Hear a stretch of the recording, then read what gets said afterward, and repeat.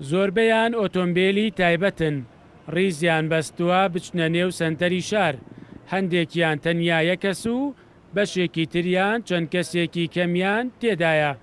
هەرێکە و باکارێکی جیاواز دەیەوێت خۆی بگێنێتە نێو بازاڕ و ناوەندی شار، بەڵام ئەمە بووەتە هۆی سەرنج لە لای بەشێک لە هاوڵاتیان، ئەوانەی کە گرنگی بە گواستنەوەی گشتی یان وەکارەکانی تری گواستنەوە دەدەن، لەگەڵ ئەوان بۆ کەمکردنەوەی قەرەباڵغی لە کاتی پێویستدا نەبێت خەڵک ئۆتۆمبیلی تایبەت بۆ گەیشتن بە سەنتەری شارەکان بەکار نەهێنن.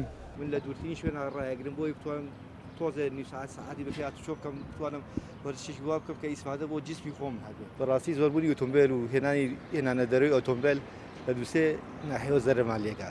یەک لە ناحیی ژینگەوە کە زارێکی زۆری هەیە، دوو لە بواری اقتصادەوە وەک بانسین، وەک سەرفکردنی تایە مەکینە، سێ لە بواری جەستەیەوە کە ئێمە مەسافر ئۆتۆمبیل بەکاربێنین تووشی چەندەها نەخۆشی بووین. ماڵم لە گەڕێکی هەوارە بەرزەیە، ئێستا بەرەو بەرەکی سەر هاتووم هەندێک کارم هەیە، سیارەکەم نزیک لە فولکەی بەندینخانی کۆنەوە ڕاگرتووە.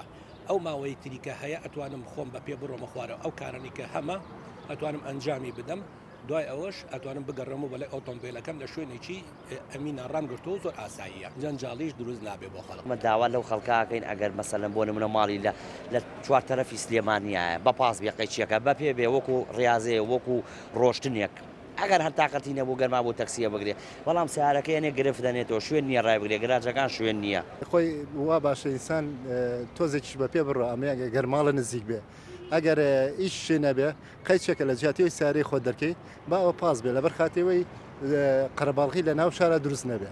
بەکارهێنانی ئۆتۆمبیلی تایبەت بەو ڕێژە بەرچاوە بووەتە هۆی دروستبوونی جەنجاڵی و قەرەباڵغیەکی زۆر لە شەقام و ڕێگە سەرەکیەکاندا، بە تایبەت لە سەنتەری شارەکان. بەڕێوەبەری هاتوچۆی سلێمانی دەڵێت بوونی ئەو ژمارە زۆرەی ئۆتۆمبیلی تایبەت یەکێکە لە گرفتە سەرەکیەکانی سیستمی هاتوچۆ لە هەرێمی کوردستان. لە ڕاستیە هەندێک هاتوچۆش هەیە پێویستی بۆ نیە ئۆتۆمبیل بەری، یعنی خەڵک وای لات توێسە بۆ کڕینی نانی بەیانیش ئەبێ ئۆتۆمبیلەکەی خۆی بەرێ بۆ هێنانەوەی نان و ڕۆشنەوە بۆ ماڵەوە، ینی چەند دقیقەیەک ڕۆشتن نەماوە بە پێ هەمووی بە ئۆتۆمبیلە. سەر ڕای ئەوەش یەکێتر لەو گرفتانی کە بۆ ئێمە دروست دەبێت ڕاگررتنی ئۆتۆمبیلەکانە لەسەر شەقامەکان، ینی کەس ئامادە نیە ئەو شوێنەی بۆیە چێ دەیان مەتر دوور بکەوێتەوە لەو جێگەی ئۆتۆمبیلەکەی ڕابگرێ، ئەبینی لەبەر دوکانێکە لەبەر مارکێتێکە ڕاوەستێ، ڕیزی یەکەم ئۆتۆمبیل پارک کراوە مەچێ بە ڕیزی دووهەم ڕاوەستێ، بە شێوازێکی نادروست نزیکی ئەو شوێنەی کە بۆیە چێ ئۆتۆمبیلەکەی ڕاگرێ، ئەمە هەر لەبەرەوەی شەش هەنگاو بە پێ نەڕوا بە ئەو جێگەی کە لێی نزیکە. لە زۆربەی وڵاتانی پێشکەوتوی دنیا زۆربەی کات هاوڵاتیان هۆکارەکانی گواستنەوەی گشتی بەکاردێنن، کەمتر بە ئۆتۆمبیلی تایبەت دەشتنا سەرکارەکانیان، بەڵام لە هەرێمی کوردستان پێچەوانەی ئەمە دەبینرێت و زۆرترین خەڵک ئۆتۆمبیلی تایبەت بەکاردێنن، لە بەرامبەریشدا کەمترینیان پشت بە هۆکارەکانی گواستنەوەی گشتی دەبەستن.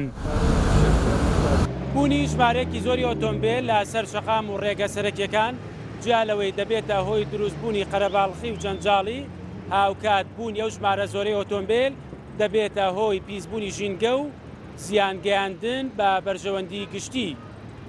مەریوانە بڵا، کورسات نیوز، سلێمانی.